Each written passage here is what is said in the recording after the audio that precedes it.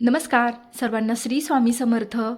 आज आपण श्री स्वामी समर्थ महाराजांना नैवेद्य कसा दाखवावा हे आपण आजच्या व्हिडिओत थोडक्यात जाणून घेऊया. बघा, दररोज आपण श्री स्वामी समर्थ महाराजांना नैवेद्य कसा दाखवावा. आपल्या घरी काही कार्यक्रम असतो किंवा सणासुदीला आपण पुरणपोळी किंवा पुरी भाजी, पुरी श्रीखंड असे पदार्थ, गोडाधोडाचे पदार्थ बनवत असतो. मग आपण काय करतो, त्यावेळेस महाराजांना नैवेद्य दाखवतो. पण काही घरी बघा, श्री स्वामी समर्थ महाराजांना दररोज नैवेद्य दाखवला जातो. तर दाखवण्याची योग्य पद्धत नक्की कशी आहे बघा. आपण काय करायचं आहे, सर्वप्रथम देवघरासमोर पाण्याचा भरीव चौकोन काढून त्यावर नैवेद्याचं ताट आपल्याला ठेवायचं आहे. बघा, 4 नंबरचं जे बोट आहे ते पाण्यात बुडवायचं आहे आणि बोट बुडवून त्याने देवघरासमोर फक्त चौकोन काढायचा आहे, पाण्याचा भरीव चौकोन. असे केल्यानंतर तुम्हाला नैवेद्यातील प्रत्येक अन्नपदार्थावर तुळशीचं पान ठेवायचं आहे. पानाचे देठ महाराजांकडे होईल असे ठेवावे. प्रथम धूप व दीप 3 वेळा अर्धचंद्राकृती ओवाळावी. नंतर तुळशीपत्र पाण्यात बुडवून हातात घ्यावे व नैवेद्यावर पाणी शिंपडावे.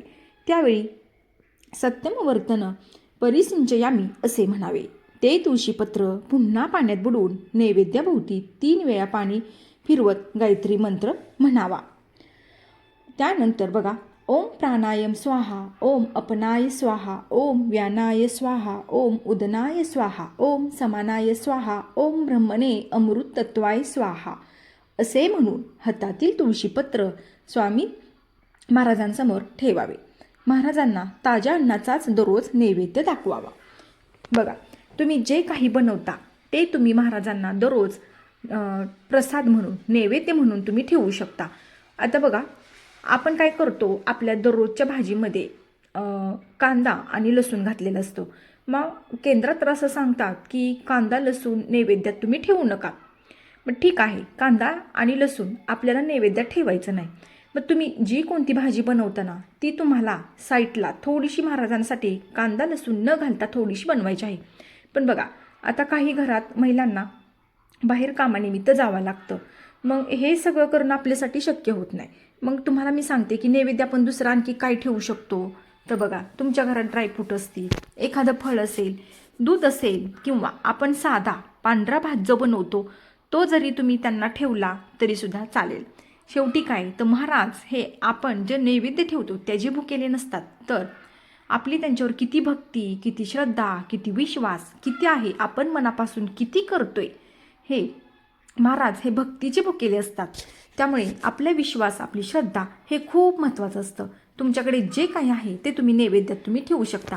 आणि तुम्हाला जर एवढं सगळं बोलता येत नसेल, हा मंत्र तुम्हाला म्हणता येत नसेल, तर एकदम साधी आणि सोपी पद्धत काय करायचं, पाण्याचा एक भरीव चौकोन काढायचा, त्याच्यावर तुम्हाला जो कोणता प्रसाद ठेवायचा आहे, नैवेद्य ठेवायचा आहे तो तुम्हाला ठेवायचा आणि दोन्ही हात जोडायचे, डोळे बंद करायचे, महाराजांना आपल्या डोळ्यासमोर आणायचं आणि सांगायचं की स्वामी महाराज, मी आज जो कोणता आज नैवेद्य बनवला आहे तो तुम्ही ग्रहण करा. एकदम साध्या आणि सोप्या पद्धतीने तुम्ही अशा प्रकारे सुद्धा नैवेद्य महाराजांना ठेवू शकता. बघा, नैवेद्य ठेवताना काय करायचं आहे की एक तुळशीपत्र त्या नैवेद्यात तुम्हाला ठेवायचं आहे. तसं तर प्रत्येक पदार्थावरच एक तुळशीपत्र तुम्हाला ठेवायचं आहे. पण तुमच्याकडे जर तुळशीपत्र जास्त नसतील, बघा आता काही वेळेला काय होतं, आपण जे आपल्या दारात तुळस लावलेली आहे त्याला जास्त पानं राहत नाहीत आणि उन्हाळ्यात त्याची पानं अशी गळून पडतात. तर बघा, मग तुम्हाला एक तुळशीपत्र ठेवलं तरीसुद्धा चालेल. फक्त तुमचा श्रद्धा आणि विश्वास हा महत्त्वाचा आहे. तर अशा प्रकारे एकदम साध्या आणि सोप्या पद्धतीने तुम्ही स्वामींना नैवेद्य ठेवू शकता.